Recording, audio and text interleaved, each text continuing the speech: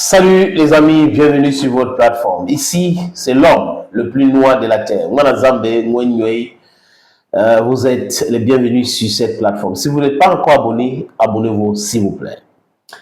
Je vous avais dit ici, et j'avais affirmé que Kidal était toujours malien et Kidal n'était pas tombé.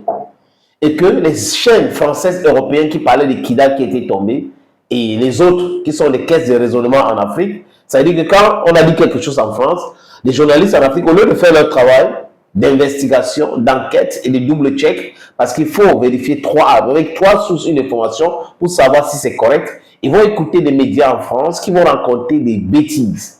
Et après, oh, Kidal est tombé. J'avais eu des informations fiables et j'étais venu ici vous dire que Kidal n'était pas tombé. Kidal n'avait jamais été sous le contrôle des djihadistes, des terroristes. En fait, il y a eu un repli tactique. Et au centre-ville, ils sont arrivés là-bas, ils ont hissé le drapeau. Ils ont filmé, ils ont envoyé à France 24 où les journalistes français étaient même là parce que c'est leur travail. Après, Kidal est tombé, il y a une autre ville qui est tombée, telle autre ville. Mais c'est uniquement sur ces chaînes-là que ces villes tombent. Mais au Mali, les Maliens qui sont à Kidal, qui sont dans les autres villes, ne comprennent pas. Les Russes communiquent en disant, mais la France est en train de mentir. Le ministre russe des Affaires étrangères a parlé. Le ministre russe de la Défense, du moins l'adjoint, a parlé. Il dit, mais la France est en train de mentir. Les informations que vous écoutez dans les médias français sont des mensonges. On n'a pas fui le Mali, on n'a pas fui Kidal. Et c'est ça l'information.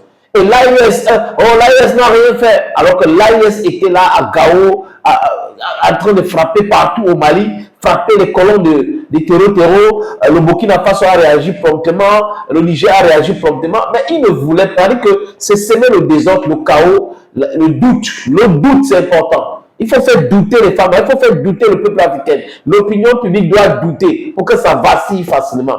Non, non, non, ils n'ont pas réussi, les amis. Kidal est malien, j'insiste là-dessus, et Kidal est sous le contrôle malien depuis. Les autres informations qu'ils vous ont données, c'est des fake news. En 8e région, les forces de défense et de sécurité maliennes rétablissent l'ordre pour le plus grand bonheur des populations, ceci à travers une synergie d'action basée sur des relations tissées entre les forces vives et les forces de défense et de sécurité. Depuis Kidal, la correspondance de Sidi El Midi Al-Bakar et Moussatou. La 8e région administrative du Mali retrouve sa paix d'antan. En sillonnant les rues de Kidal, embarquées dans une patrouille de la force d'intervention rapide, les populations civiles de Kidal confirment la bonne nouvelle grâce aux FAMA et aux autorités administratives. Fini les braquages, les vols, les viols, les assassinats des populations paisibles. Fini l'anarchie. Fini les stratagèmes de velléité d'indépendance. Tous respectent l'état de droit. Aucun symbole de l'État ne sera utilisé à des fins de propagande. Le FAMA veille. Je suis très content de voir la présence de nos forces devant nous aujourd'hui. Voilà. On est très content, on est très fiers de. Vraiment, si ce n'est pas eux, même le commerce serait coupé. Ça facilite le déplacement de la population aussi. Nous les remercions beaucoup et nous les félicitons beaucoup. Que Dieu les aide. Nous dormons bien maintenant. Il n'y a rien vraiment. Aujourd'hui, vraiment, la sécurité est totale. Et sera. Ça nous met en sécurité aussi. Je les remercie, on les félicite pour le travail aussi, pour tout ce qu'ils font à Kidal.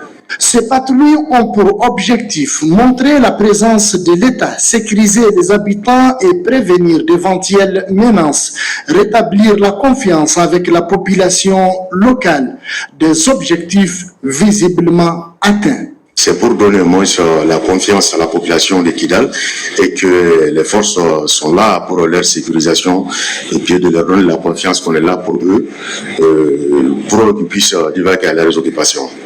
Au beau fixe, vous-même vous le constatez, vraiment, les éléments sont vraiment dévoués, ils sont galvanisés, vraiment ça va. À Kidal, les FAMA mènent des patrouilles en ville comme en race campagne, autant d'efforts qui rassurent les Kidalois. La patrouille s'est très bien passée et c'est notre devoir régalien et nous allons le faire. Après une journée bien chargée et une mission accomplie, la force d'intervention rapide rejoint sa base pour une pause bien méritée, car à Kidal, les FAMA assurent et rassurent. Donc, il rassure, assure, à Kidal. Et là, mes amis, c'est un déphasage total. Les images à l'appui des journalistes maliens.